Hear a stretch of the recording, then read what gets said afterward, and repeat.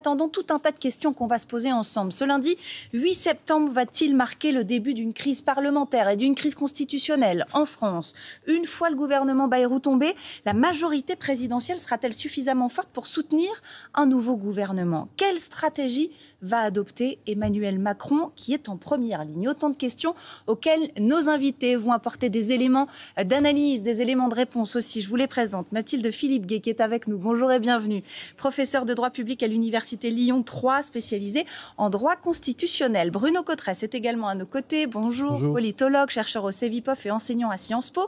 On est également avec Stéphane Vernet, éditorialiste Bonjour. politique. Bonjour, rédacteur en chef délégué de Ouest France. Et puis Yael Gauze, que vous connaissez, notre éditorialiste politique. Rebonjour Yael. Bonjour. Avant de vous entendre, on va aller direction Matignon, voir ce qui s'y passe. On retrouve sur place Majid Kiat. Majid, est-ce qu'on a une idée de la tonalité de cette déclaration de politique générale que va donner cet après-midi François Bayrou? On ne se fait pas trop d'illusions du côté de François Bayrou et de son entourage. Et donc, dans la tonalité de cette déclaration aux députés, François Bayrou devrait à nouveau aborder la problématique de la dette et du budget qu'il a évoqué ces derniers jours et ces dernières semaines, qu'il a martelé même. Il devrait aussi évoquer ce moment de responsabilité. C'est ce qu'on nous explique dans son entourage. Sensibiliser à nouveau les députés, les mettre face à leurs responsabilités. C'est aussi l'occasion, nous dit son entourage, de parler directement aux citoyens, comme il l'a fait ces derniers jours en répondant à de très très nombreuses interviews. À noter que sur la forme, on ne connaît pas la durée du discours, de la déclaration de François Bayrou, parce que dans son entourage, on se prépare aussi à une part d'improvisation. François Bayrou l'avait déjà fait en janvier dernier lors de sa déclaration de politique générale. Et puis, il a peaufiné son discours ces dernières heures. Il va continuer à le faire jusqu'à son départ pour l'Assemblée nationale, nous dit-on dans son entourage. Il est entouré de ses plus proches collaborateurs pour très certainement sa dernière déclaration de politique générale. Merci beaucoup Majid pour ces précisions. Mathilde Philippe-Gué, on a bien vu qu'il y avait une espèce de boulimie médiatique de François Bayrou. Pendant 2 semaines, il a inlassablement répété les mêmes arguments, les mêmes explications. Et aujourd'hui, ce vote de confiance, donc c'est un choix politique, c'est pas une obligation constitutionnelle. Ah, pas du tout, et puis c'est même pas du tout dans la tradition constitutionnelle de la Ve République, puisque il a décidé non pas de poser la question de confiance au début de son mandat, comme il pourrait le faire pour essayer de se légitimer, mais sur une question précise. Et alors nos auditeurs et auditrices doivent être un peu familiers de plutôt la motion de censure, donc peut-être qu'on peut réexpliquer très rapidement les différences. La motion de censure, c'est à l'initiative des parlementaires. Ici, c'est le Premier ministre qui pose la question. Ensuite, grande différence que je pense tout le monde aura notée, c'est que pour qu'elle soit adoptée, ce n'est pas à la majorité absolue des membres composant l'Assemblée, mais la majorité des présents. Donc il y a beaucoup plus de possibilités d'être renversée. Et enfin, troisième chose, le vote, cette fois-ci, est public. Il n'est pas secret, donc on saura exactement ce qu'ont voté les parlementaires. En revanche, les effets sont les mêmes. Si jamais la question de confiance est adoptée, le Premier ministre doit remettre la démission de ce gouvernement. C'est une obligation. Et sauf énorme surprise, a priori, c'est ce qui va se passer. François Bayrou va tomber. Les oppositions ont déjà, depuis le début, depuis 2 semaines, donc chacun dit ce qu'elle comptait faire, à savoir voter la défiance et non la confiance. Comment maintenant ça va se passer, l'après? C'est ça qui va nous intéresser. Parce que finalement, l'issue du vote, on le connaît. Mais les prochains jours, les prochaines semaines, ça nous interroge. Est-ce qu'on va rentrer dans une crise parlementaire, comme le dit Emmanuel Macron, ou dans une crise constitutionnelle, comme on parle notamment François Hollande, Yael? D'abord une crise politique, parlementaire, elle continue. Constitutionnelle, il faudra attendre de voir ce qui se passe. Je m'explique. La première crise, elle est sur le choix du Premier ministre. Le 5e que va devoir choisir Emmanuel Macron en 3 ans. 5 en 3 ans. Ça rappelle l'instabilité de la 4ème République. C'est inédit. Et d'ailleurs, juste parenthèse, François Bayrou va rentrer dans l'histoire. Son gouvernement va chuter sur un 49-1. C'est jamais arrivé depuis 1958. Il y a eu des tentatives, Michel Rocard en a fait, mais sur des questions précises. Pierre Bérégovoy aussi, des questions de confiance, mais sur un point précis, pas en engageant comme ça toute sa responsabilité et en chutant. Donc juste, le choix du Premier ministre va être vraiment un casus belli pour Emmanuel Macron. Il n'a presque plus le droit à l'erreur, parce que si jamais ça se passe mal pour lui, alors la pression pour une dissolution sera extrêmement forte.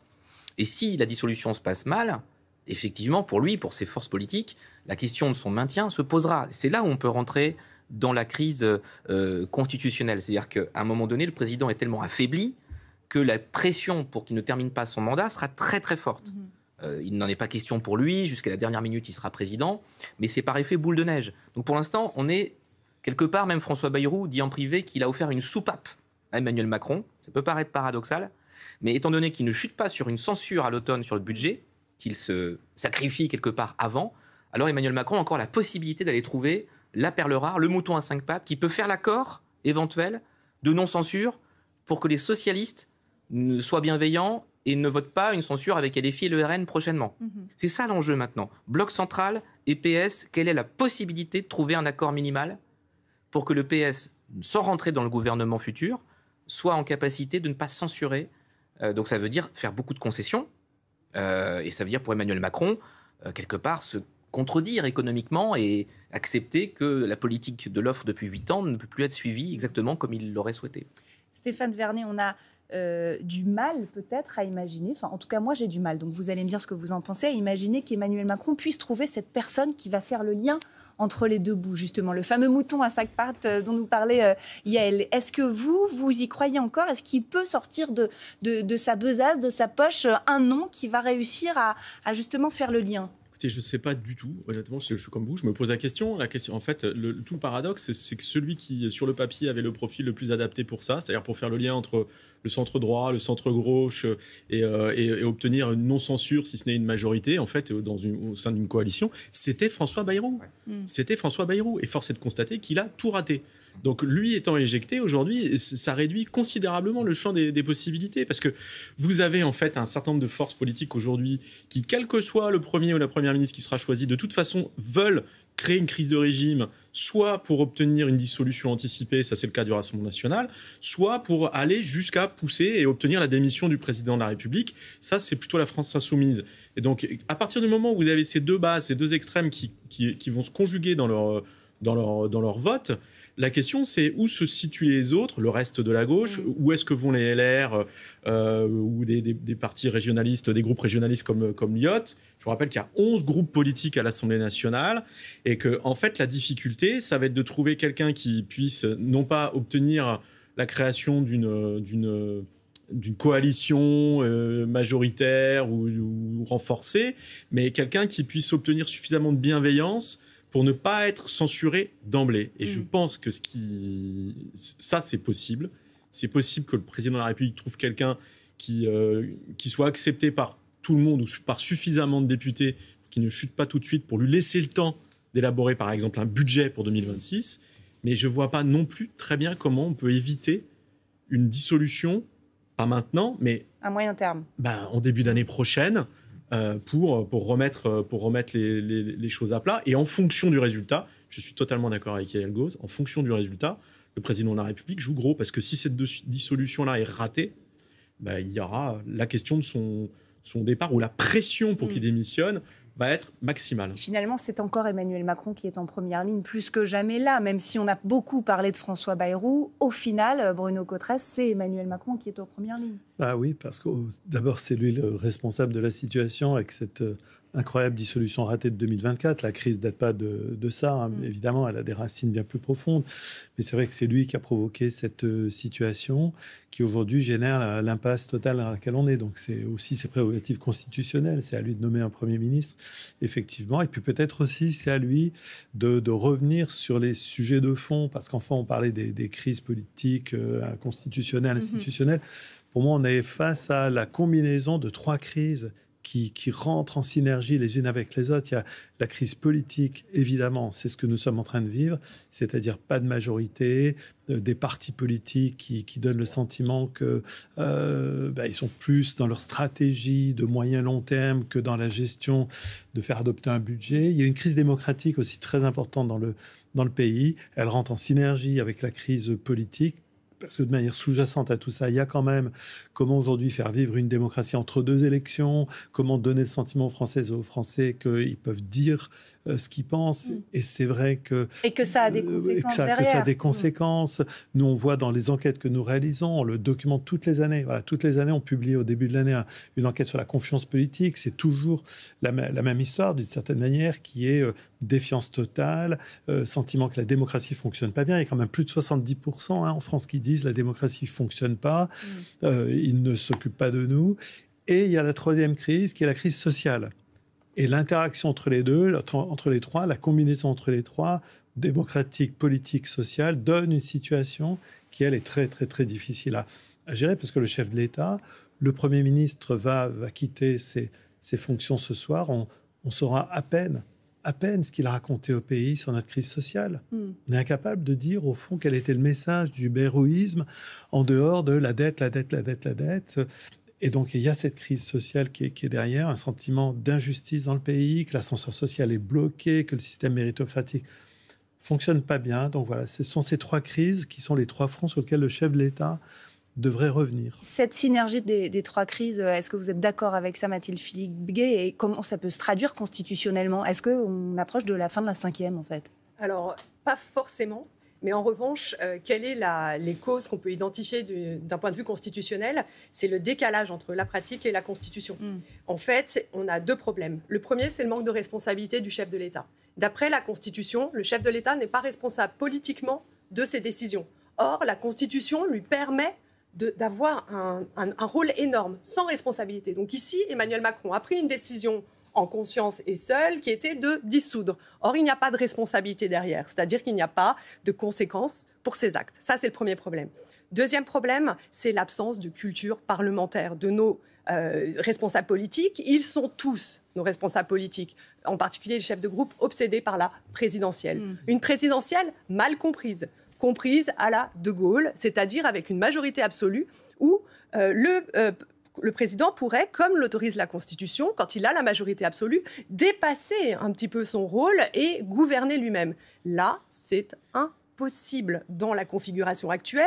Il peut y avoir dissolution, il y aura certainement le même résultat, c'est-à-dire qu'on aura une majorité qui ne sera pas absolue. Il peut y avoir une démission du président, ce président n'aura toujours pas de majorité. Donc la seule solution serait la responsabilité de nos dirigeants politiques qui comprennent que l'on doit changer de mentalité, c'est-à-dire qu'habituellement, ce n'est pas au président de nommer le Premier ministre. Alors bien sûr, il le nomme constitutionnellement, mais ce n'est pas à lui de le choisir techniquement. Il n'a pas le choix dans cette configuration-là, lorsqu'on n'a pas la majorité absolue à l'Assemblée, le nom du Premier ministre ou de la Première ministre doit venir des parlementaires. Tant que ce ne sera pas compris, tant que ce ne sera pas appliqué, nous aurons les mêmes effets. Alors nous pouvons changer de constitution.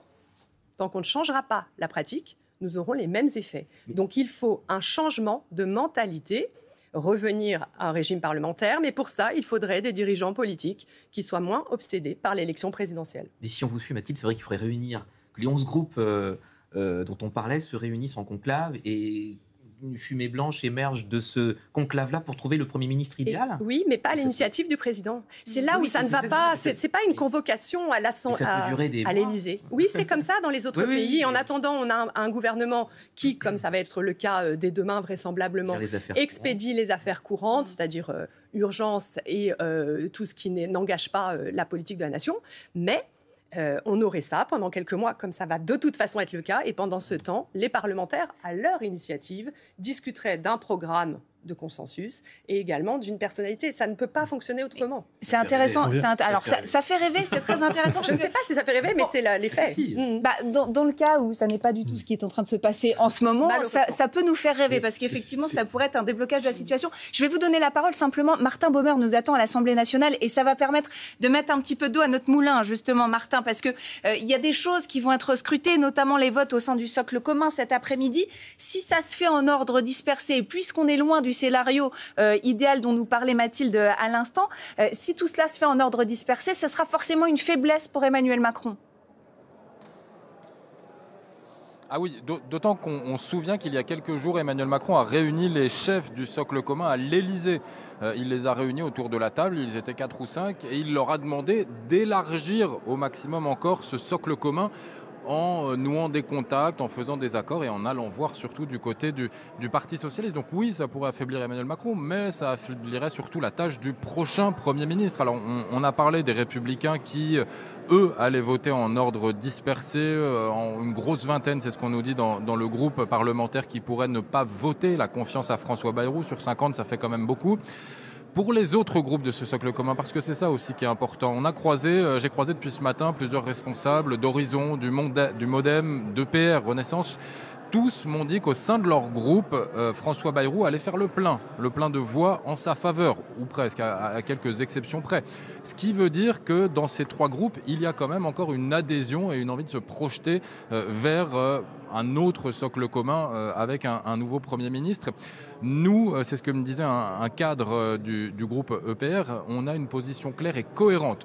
Sous-entendu, c'est ce que j'ai compris en tout cas, contrairement aux Républicains qui, eux, ont une position qui n'est ni claire ni cohérente. On sait aussi que après le vote, au sein du groupe EPR, les députés vont se réunir une fois que le vote sera fait dans les salons annexes. Pour évoquer quoi ? On ne sait pas, mais probablement l'après, parce que ce sera quand même une interrogation de savoir sur quelle majorité, ou en tout cas sur quel socle, pourra s'appuyer le futur Premier ministre. Merci beaucoup, Martin, en direct depuis l'Assemblée nationale. Messieurs, Bruno Cotteret, Stéphane Vernet, vous aviez envie de réagir avant l'intervention de Martin. Ça a apporté un peu d'informations supplémentaires. Le bloc central est en train de se déliter. Je ne sais pas comment il faut le dire. Est-ce qu'il peut se reconstituer derrière ? Non, je pense que là, dans la séquence-là, pour l'instant, je ne dirais pas que le bloc central est délité, ou ça dépend ce que vous mettez dans le bloc central. Là, la problématique, c'est le positionnement des Républicains. Mais qui sont dans le bloc central, non ? Non, socle en fait, commun. Alors, c'est plein de subtilités, mais je vous rappelle qu'en fait, les Républicains ont accepté de participer au gouvernement, mais c'était une participation sans adhésion. Il n'y a pas de contrat de gouvernement, donc ils ne sont pas mis d'accord sur un programme, et donc ils y participent, mais ils ne se considèrent pas comme étant dedans. Donc si demain ils ne soutiennent pas le prochain Premier ministre, il n'y aura pas de conséquences ? Alors voilà, moi je voudrais juste revenir sur le scénario idéal que vous avez décrit, qui est très intéressant, et c'est ce qui se passe chez nos voisins, c'est qu'effectivement, les parlementaires devraient être en capacité de se mettre d'accord pour trouver un successeur à François Bayrou. Je vous rappelle même qu'en Allemagne, vous ne pouvez pas faire chuter un gouvernement si vous n'avez pas une proposition alternative qui est déjà prête, en disant on va faire chuter le Premier ministre. Je crois qu'on l'appelle comme ça. Exactement. En disant, mais parce qu'on a une autre coalition à proposer qui est majoritaire avec telle ou telle personne qui reprendrait les rênes.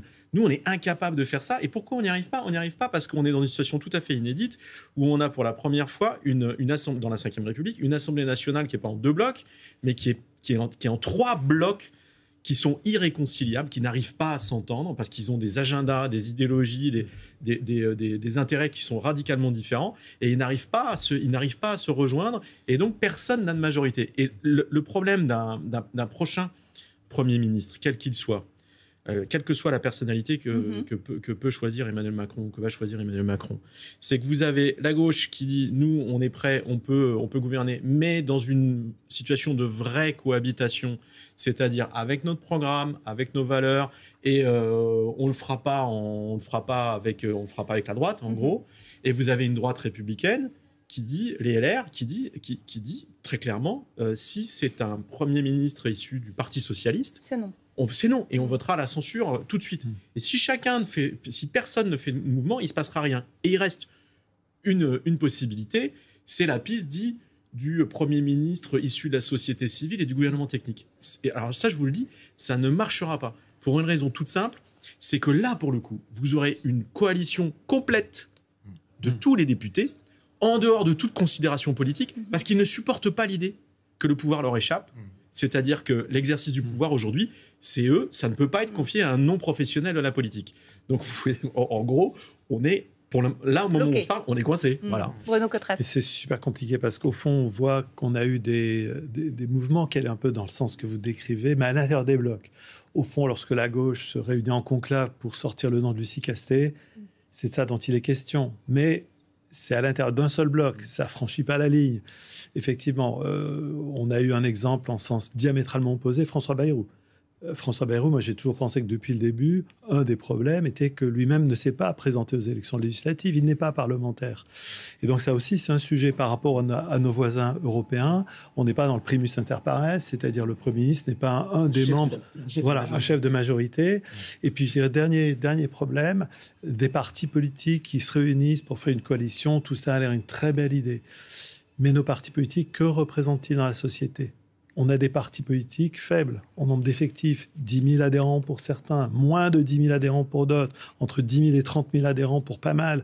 Et donc, est-ce qu'ils ont cette capacité, à un moment donné, à sortir de leur programme ? Parce qu'au moins, sur leur programme, ils ont reçu des voix, des mandats populaires d'une certaine manière. Mais est-ce qu'ils ont la légitimité, compte tenu de leur faiblesse, pour sortir du programme et dire on continue à représenter le pays et on va légiférer dans un sens qui est un sens qui génère de l'assentiment populaire. Et c'est là où on rejoint la crise démocratique et éventuellement la crise institutionnelle. Comment le système peut-il davantage régénérer ou injecter du consentement populaire à l'action publique, à ces grandes lignes de direction. Mathilde Philippe-Guet, je vous vois. C'était juste une petite chose, mais l'erreur de François Bayrou, et je l'avais dit le jour, je commentais ici le jour où il a fait sa déclaration de politique générale, c'est de ne pas avoir posé la question de confiance dès son arrivée. Là, il se serait fait investir par l'Assemblée sur un programme. Alors que là, il a fait une déclaration de politique générale ou deux assemblées sans engager sa responsabilité. Donc, il n'avait pas de légitimité, effectivement. Et j'espère que je ne restreins pas le débat, mais il me semble que moi, la crise... Enfin, il me semble, je pense qu'on est tous d'accord, je fais le porte-parole de tout le monde ici, la crise va certainement exploser lors du vote du budget. On sait bien que c'est là que va de nouveau se jouer la même problématique qui s'est posée pour le gouvernement Barnier, pour le gouvernement Bayrou. Michel Barnier a vu son gouvernement renversé parce qu'il a dû utiliser l'article 49 alinéa 3 pour faire adopter le budget, donc engager sa responsabilité sur ce texte. Je ne vois pas comment le gouvernement peut échapper à cela, même si c'est très contestable et très critiquable. Et donc, de nouveau, on a un risque de renversement du gouvernement. Donc, c'est très bientôt. Le projet de budget doit être déposé, alors la ministre disait peut-être jusqu'au 13 octobre. Voilà. Donc, c'est très vite. L'échéance est très rapide. On va suivre évidemment tout ça et continuer sur toute cette discussion. L'explosion, vous nous dites, au moment du budget. Est-ce qu'elle ne va pas se passer aussi dans la rue le 10 septembre ? On va s'interroger dans un instant, juste après le rappel des titres avec Valentine Desjeunes.